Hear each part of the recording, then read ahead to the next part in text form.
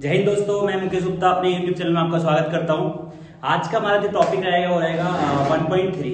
ठीक है, 1.3 में अपन को सब कुछ देखना है बेटा। तो 1.3 का पहला क्वेश्चन रहेगा बेटा हमारा,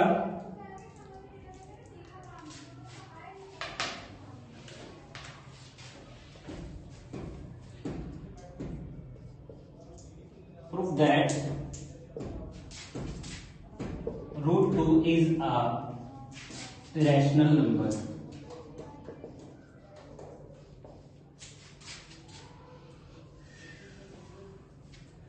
आपको √2 को इरेशनल नंबर प्रूफ करना है बेटा।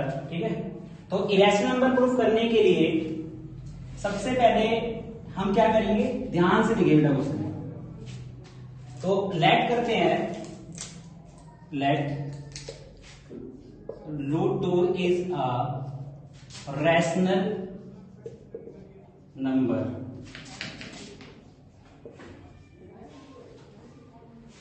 किसी नंबर को इरेशनल प्रूफ करने के लिए सबसे पहले उसको रैशनल नंबर माना जाता है। अच्छा, रैशनल नंबर क्या होते हैं बेटा? ऐसे नंबर जिसको P अपॉन में Q की फॉर्म में लिखा जा सकता है। और P एंड Q बेटा क्या होते हैं? इंटीजर्स होते हैं। तो let √2 is a irrational number, then P upon में Q इक्वल हो जाएगा √2 के। Here P and Q are co-prime integer। बच्चों यहां पे जो P and Q होते हैं बेटा वो co-prime integer होते हैं and Q does not equal to 0, जिसमें Q 0 के इक्वल नहीं होता।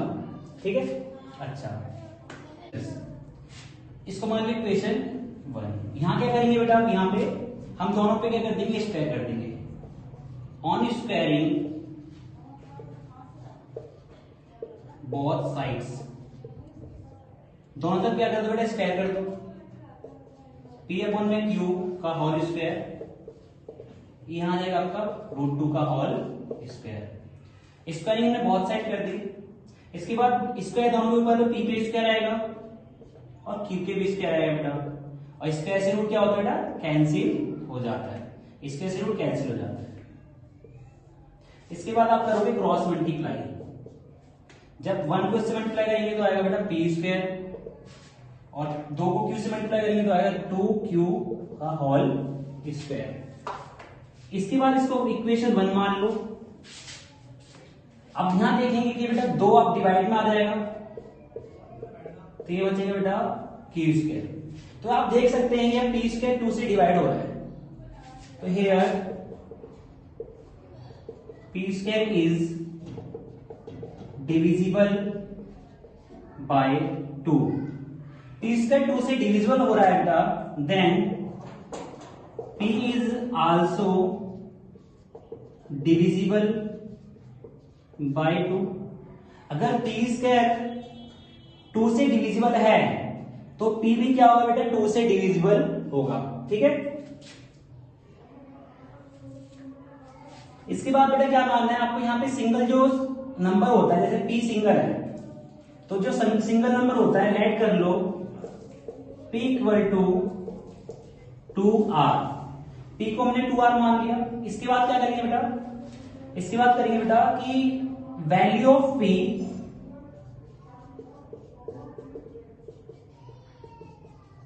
Put in equation 1। P की वैल्यू इक्वेशन 1 पुट करते हैं। इक्वेशन हमारी क्या बेटा? P इक्वल टू 2R है, तो यहां P की जगह क्या रखोगे बेटा? हमारी इक्वेशन थी P square equal to 2Q square, तो P स्क्वायर की जगह रखोगे 2R का होल स्क्वायर इक्वल हो जाएगा 2Q स्क्वायर की। ठीक है, यहां तक क्लियर हो गया सबको? Very good. इसके बाद इसका होल स्क्वायर करेंगे। 2 का स्क्वायर क्या आएगा बेटा? 4। R का स्क्वायर आएगा R स्क्वायर, और यहां आगे 2Q स्क्वायर। ठीक है बेटा, वेरी गुड। इस पर डिवाइड हो जाएगा, 2r स्क्वायर इक्वल टू हो जाएगा क्यू स्क्वायर के। ठीक है, अब यहां आप देख सकते हो कि 2 इसके मल्टीप्लाई में है तो वहां हो जाएगा डिवाइड में है। 2 क्यू स्क्वायर की डिवाइड में आ गया तो हम लिख सकते हैं here 2 is Q square is divisible by 2, then Q is also divisible by 2।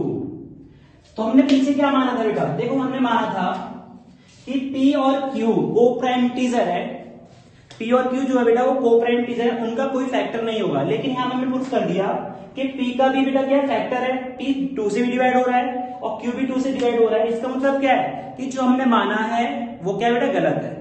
हमने जो माना था कि P और Q को प्राइम इंटीजर है, यहां पे हमने क्या कर दिया, उसको गलत प्रूफ कर दिया। तो लिख सकते हो बेटा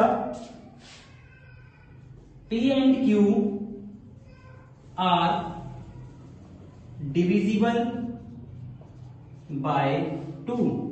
P एंड Q 2 से डिविजिबल हैं, hence we contradict our assumptions। Finally √3 is not rational,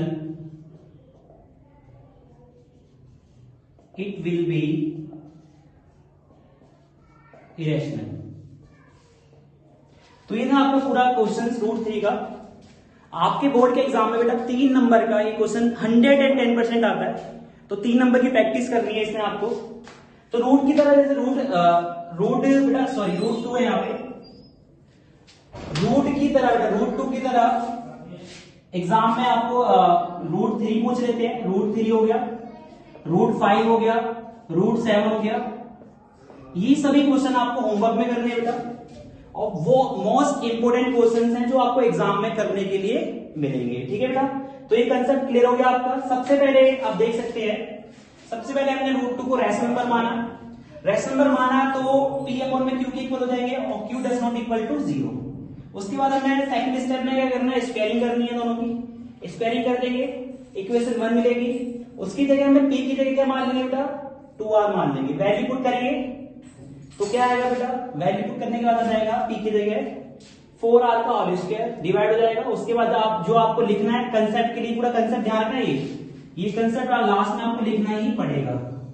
तो रूट का कोई भी जो क्वेश्चन होता है वो इसी तरह के सॉल्व करते हैं, चाहे √2 हो, चाहे √3 हो, चाहे √5 हो। ठीक है, क्लियर हो गया, वेरी गुड। इसके बाद और भी रूट के जो क्वेश्चन है वो भी करेंगे बेटा हम। बेटा हमारा जो सेकंड क्वेश्चन रहेगा उसे प्रूफ करना है 3 प्लस में 2√5 इज अ रैशनल नंबर। ठीक है, सेम वैसे ही करना है, बस थोड़ा पैटर्न चेंज हो जाएगा इसका। तो लेट कर लो, ये सेम पैटर्न लेट कर लो। लेट 3 प्लस में 2√5 इज अ रैशनल नंबर। सबसे पहले इसको रैशनल नंबर मान लिया हमने। जब हमने रैशनल नंबर मान लिया तो यहां पे किसके इक्वल होगा, P अपॉन में Q इक्वल हो जाएगा 3 प्लस में 2√5 के। ठीक है बेटा, इसके बाद इस क्वेश्चन में यहां पे लिखना वही लिखना जो पहले लिखा था, here P and Q are को prime integer, Q does not equal to 0, जिसमें Q 0 के इक्वल नहीं होता। इस टाइप के क्वेश्चन में जिसमें आपको सिंगल वैल्यू नहीं मिलेगी, कोई नंबर होगा जैसे 3 होगा, 2 होगा, 5 होगा, प्लस में रूट होगा, तो वहां पे हम स्क्वायर नहीं करते। तो वहां पे स्क्वायर नहीं करेंगे, ध्यान से देखिए बड़े इसमें। तो क्या करेंगे, 3 प्लस का जाएगा किसका हो जाएगा, अगर इसको हम लेफ्ट में ले जाएंगे तो ये माइनस का हो जाएगा, ये प्लस का जाएगा माइनस हो जाएगा 2√5। ठीक है बेटा, ये प्लस की संख्या थी, जब इसको इधर ले जाएंगे तो माइनस की हो जाएगी, इधर रह जाएगा 2√5। ठीक है, अब यहां पे क्या करेंगे, इसमें क्रॉस मल्टीप्लाई करेंगे। P को 1 से करेंगे तो P आएगा, Q को 3 से करेंगे तो आएगा आपका 3Q, और Q को Q से करेंगे क्यू को 1 से करेंगे तो क्यू आएगा, यह बचेगा 2√5। इसके बाद देखो बेटा मल्टीप्लाई में p माइनस 3q, ये 2 मल्टीप्लाई में डिवाइड हो जाएगा। तो इस क्वेश्चन में हमें रूट को अकेला छोड़ना होता है। इस क्वेश्चन में क्या करते हैं, हमें रूट वाले क्वेश्चन को अकेला छोड़ना होता है।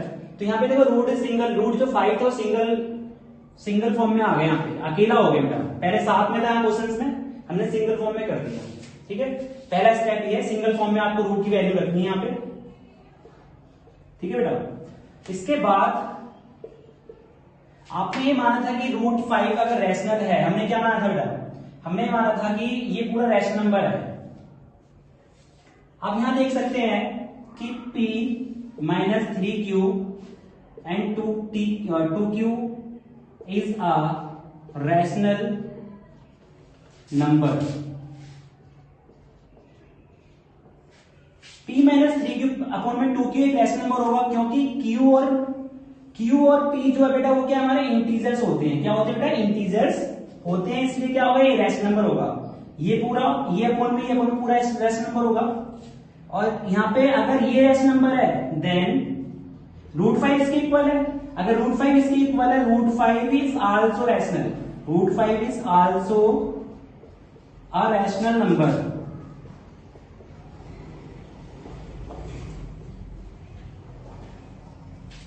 ये रैशनल होगा तो √5 इसके इक्वल है बेटा, तो वो भी क्या होगा, रैशनल होगा। लेकिन हम क्या जानते हैं, हम ये जानते हैं कि √5 एक रैशनल नंबर होता है, but we know that √5 is a irrational number. लेकिन √5 हम जानते हैं रैशनल नंबर होगा। ठीक है, hence we contradict our assumptions, so 3 plus में 2√5 is a irrational number। √5 अगर इरेशनल होगा और यहां पर प्रूफ किया √5 रैशनल होगा, तो इससे क्या प्रूफ होता है कि हम अपनी अजम्पशंस को गलत प्रूफ करते हैं, उसको कॉन्ट्रडिक्ट करते हैं। तो ये प्रूफ हो जाता है कि √3 प्लस में 2√5 इरेशनल नंबर होने वाला है, रैशनल नंबर वो नहीं होगा। अगर आपको इस टाइप के क्वेश्चंस मिलते हैं, अच्छा होमवर्क में आपको क्वेश्चंस करने हैं, इसमें से होमवर्क में आपको 7√2 एंड सेकेंड क्वेश्चन है बेटा इसका 6 प्लस में √2 एंड एग्जाम्पल के जितने भी क्वेश्चन होंगे रूट वाले वो आपको जरूर करने हैं। ठीक है, एग्जाम में 3 नंबर का क्वेश्चन आपको देखने को जरूर मिलेगा, 3 नंबर अपने पक्के कर लीजिएगा। ठीक है बेटा 1.3 हमारी एक्सरसाइज कंप्लीट हो गई। इसके बाद बेटा 1.4 एक्सरसाइज करेंगे। ठीक है बेटा, 1.4 एक्सरसाइज में हमें टर्मिनेटिंग एंड नॉन टर्मिनेटिंग के बारे में बताना है। ठीक है बेटा, कौन से जो रैशनल नंबर है वो टर्मिनेटिंग होंगे और कौन से रैशनल नंबर नॉन टर्मिनेटिंग होंगे। ठीक है बेटा, तो उसको भी एग्जांपल की हेल्प से समझने की कोशिश करते हैं। जैसे हमारे पास एक रैशनल नंबर है 3/8। ठीक है बेटा, 3/8 एक रैशनल नंबर है, इसको क्या ले सकते हैं, इसको ले सकते हैं 2 ले सकते हैं, 2 इंटू में 2 इंटू में 2। ठीक है बेटा, यानी 2 की पावर 3। ठीक है, अगर 2 की पावर 3 आ रही है तो यहां हम क्या कर सकते हैं, 5 की पावर 3 लिख सकते हैं ऊपर, एक बार नीचे लिख सकते हैं। कर सकते हैं ऐसा, बिल्कुल कर सकते हैं। ये रूल होता है कि जो हम डिनोमिनेटर में करेंगे वो हमें न्यूमरेटर में करना होता है। तो अगर इसको मल्टीप्लाई किया जाएगा 3 और 5 की पावर 3 क्या होता है बेटा, 5 का 3 होता है 1 2 5। इसको मल्टीप्लाई करेंगे तो कितना आएगा 8 इंटू में 1 2 5। इसके बाद अगर इसको मल्टीप्लाई करोगे आप बेटा आएगा वो आपका 375। इसको मल्टीप्लाई करोगे तो आएगा 100 1000 इसका, और डिवाइड करने पे आएगा कितना आपका 0.375। तो कहने का मतलब क्या है कि अगर हम किसी नंबर में किसी रैशनल नंबर को 2 की पावर n और 5 की पावर n की फॉर्म में लिखते हैं, जहां पर हेयर n इक्वल होना चाहिए बेटा n के, तो उसे हम टर्मिनेटिंग नंबर कहते हैं। क्या कहते हैं बेटा? Terminating number. ठीक है। अगर किसी डिनोमिनेटर को, किसी रैशनल नंबर के डिनोमिनेटर को 2 की पावर 5, 2 की पावर n और 5 की पावर n की फॉर्म में लिखा जा सकता है, तो वो नंबर क्या कहलाएगा? वो रैशनल नंबर कहलाएगा टर्मिनेटिंग का। क्या कहलाएगा? टर्मिनेटिंग। एग्जांपल समझ में आ गया? ये ध्यान रखना, किसी भी रैशनल नंबर को उसका जो डिनोमिनेटर होता है, अगर 2 की पावर n और 5 की पावर n की फॉर्म में लिख रहे हैं, तो वो नंबर हमारा टर्मिनेटिंग नंबर कहलाता है। इसके बाद हम 1.4 के क्वेश्चंस करते हैं बेटा।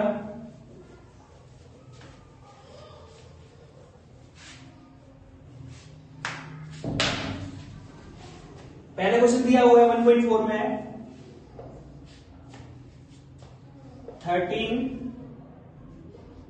13 to 5। इसको लिख सकते हैं बेटा हम 6 की पावर 5 की पावर 5। 13 के अगर फैक्टर लोगे आप तो क्या आएगा? आप चेक कर सकते हैं यहाँ पे प्राइम फैक्टर से। 5 से करोगे आएगा 6 to 5, फिर करोगे तो 1 to 5, फिर करोगे 25, फिर करोगे तो आएगा 5, फिर करोगे तो आएगा 1। तो यहाँ पे 3, 1, 2, 5 के जो फैक्टर आएंगे वो आएंगे 5 की पावर 5। हमने पीछे क्या देखा है? टर्मिनेटिंग नंबर क्या होते हैं, जिसको 2 की पावर n और 5 की पावर n की फॉर्म में लिखा जा सकता है। अगर यहाँ पे हम 2 की पावर बेटा क्या करते हैं? 2 की पावर अगर हम यहाँ पे 5 करते हैं, ऊपर भी 2 की पावर 5 लिखते हैं, तो नंबर क्या कहलाएगा बेटा? टर्मिनेटिंग नंबर कहलाएगा। क्या कहलाएगा? Terminating number. ठीक है बेटा। तो यहाँ पे ये जो नंबर होगा ये क्या होगा? टर्मिनेटिंग होगा।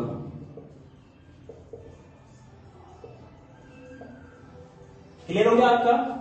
दोबारा देखिए कि अगर किसी नंबर को 5 की पावर n और 2 की पावर n की फॉर्म में हम लिख सकते हैं, तो उस नंबर को टर्मिनेटिंग नंबर कहते हैं। ठीक है।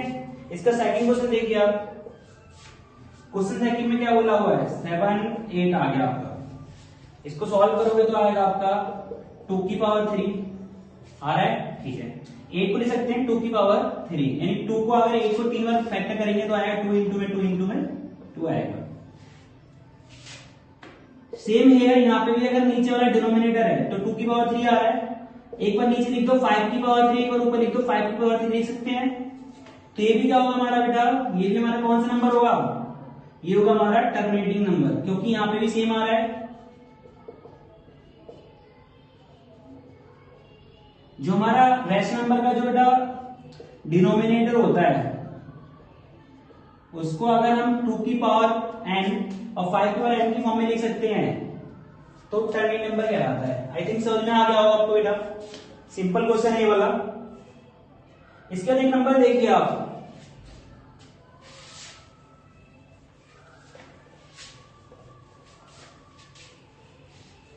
क्वेश्चन नंबर देखिए यहाँ पे।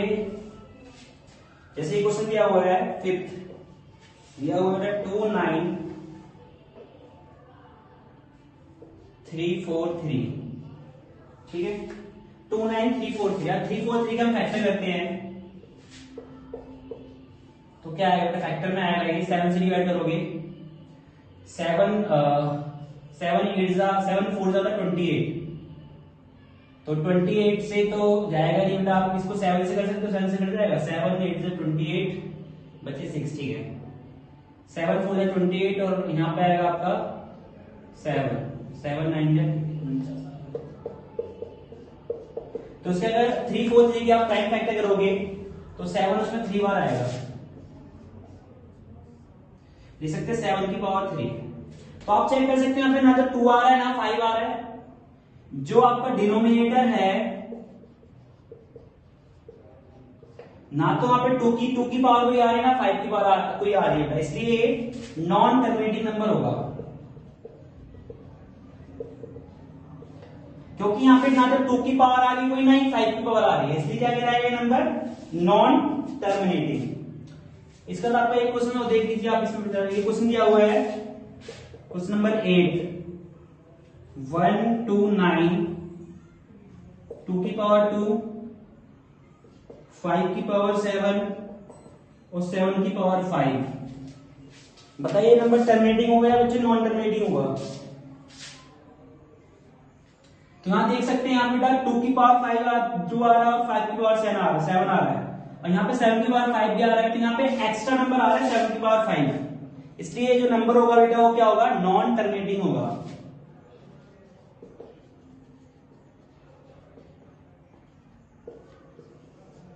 क्योंकि रैशनल नंबर में क्या होता है कि जो आपका डिनोमिनेटर होता है वहां पे केवल 2 की पावर और 5 की पावर होनी चाहिए, अदर कोई नंबर नहीं होना चाहिए। लेकिन आप देख सकते हैं यहाँ पे 7 की पावर 5 भी दे रखा है जो एक्स्ट्रा नंबर है, इसलिए जो रैशनल नंबर होगा वो नॉन टर्मिनेटिंग होगा।